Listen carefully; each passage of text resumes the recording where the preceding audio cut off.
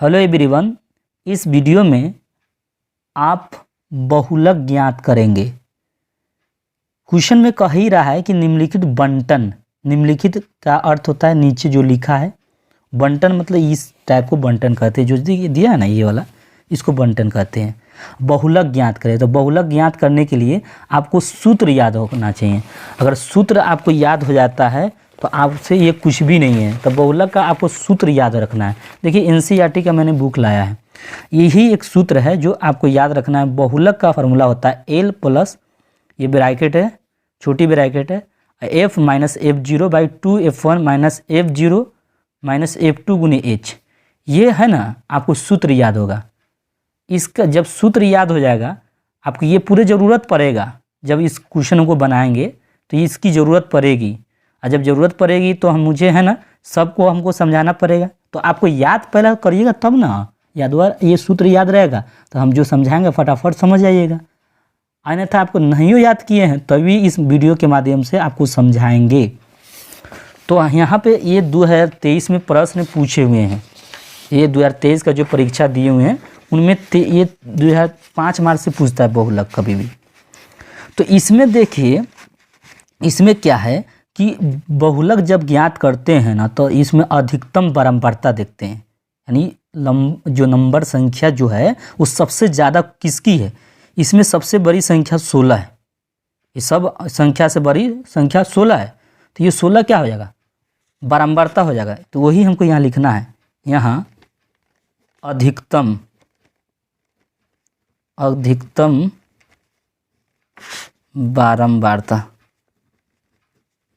बारंबारता कितना है, सबसे ज़्यादा 16 है। तो 16 हो गया, हम लिख दिए। अतः बहुलक वर्ग, जानते हैं बहुलक वर्ग कितना हो जाएगा। इसी 16 के सामने वाला क्या है, 40 और 60 है, तो 40 60 लिख दीजिएगा। ठीक है। अब देखिए निम्न सीमा उच्च सीमा, निम्न सीमा को एल से सूची करेंगे तो एल, ये निम्न सीमा, ये उच्च सीमा। तो एल का वैल्यू कितना है, 40 है तो 40 लिखेंगे, हो गया। अब देखिए एच निकालना है ना, एच तो वर्ग अंतराल, इसके गैप, इसके बीच में कितनी की गैप है, तो आप कहेंगे 20 का, क्योंकि 60 और 40 के बीच का 20 से ना होगा गैप अंतराल। अगर आप नहीं समझते हैं तो उच्च सीमा यानी 60 में से 40 घटा दीजिए, 60 में से 40 घटा दीजिए तो कितना आएगा, 20, तो वही 20 लिख देना है।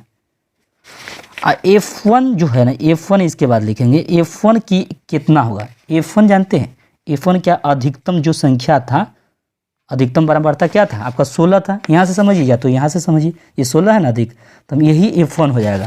तो F1 क्या हो जाएगा आपका 16। और F2 समझिए, F0 लिख देते हैं। तो F0 देखिए ये F1 है, तो 1 के आगे क्या होता है, 1 के आगे 2, और 2 के, देखिए 1 यहाँ पर है, 1 के आगे गया तो 2 हो गया, और देखिए 1 के पीछे क्या होगा, 0, तो 0 ये हो जाएगा F0।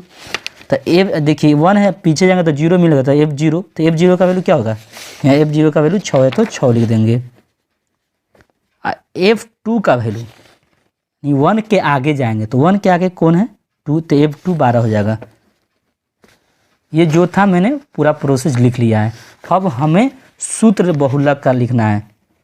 तो बहुलक का सूत्र होता है बराबर एल प्लस, क्या होता है, L plus F1 minus F0, F1 minus F0, 2F1 minus F0 minus F2 गुने H। जानते हैं इसका सूत्र भी आपको याद करवाएंगे, कैसे याद करिएगा। देखिए कुछ याद नहीं करना है, F1 minus F0, 1 minus 0, L plus करना ही है। अब देखिए अब 2F1, तो F1 के बाद 0 जाएंगे, क्या जाएंगे 0 पर, फिर 2 पर जाएंगे।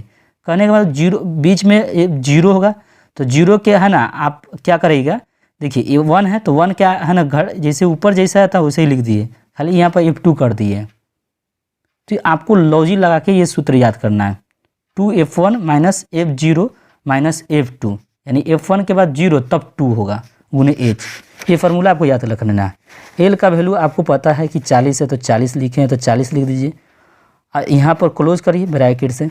F1 का वैल्यू 16 है तो 16 माइनस F0 का वैल्यू 6 है तो 6 2 गुने F1। F1 का मान 16 है तो 16 माइनस का माइनस, F0 का वैल्यू 6 है तो 6 माइनस का माइनस। देखिए F2 का मान 12 है तो 12 लिखिए और गुने H का वैल्यू जानते हैं, H का वैल्यू 20 है तो 20 लिख दीजिए। अब 40 प्लस, अभी इसको घटाइए तो ये 10 हो जाएगा। 16 दूनी 32 माइनस 16 दूनी 32 हो गया। 12 6 कितना होगा 18 गुने 10। अब 40 प्लस क्या होगा, ये 10 है, इसको घटाइए। 12 में से 8 गया तो 4, 3 में से 3 नहीं, ये दे दिया 1 तो 2 में से 1 गया तो 1 गुने 10। देखिए कट सकता है, 2 7 है 14 और 2 5 10 हो जाएगा। अब ये 40 प्लस 10 बचे 50/7। अब 40 लिखिए अब प्लस, इसमें भाग दे सकते हैं यहाँ पर, चाहे तो कहीं और जगह दे के देख सकते हैं। मुझे तो इसे पता है 10 7 से 49, ये पता था, चलिए बताते हैं यहाँ पे।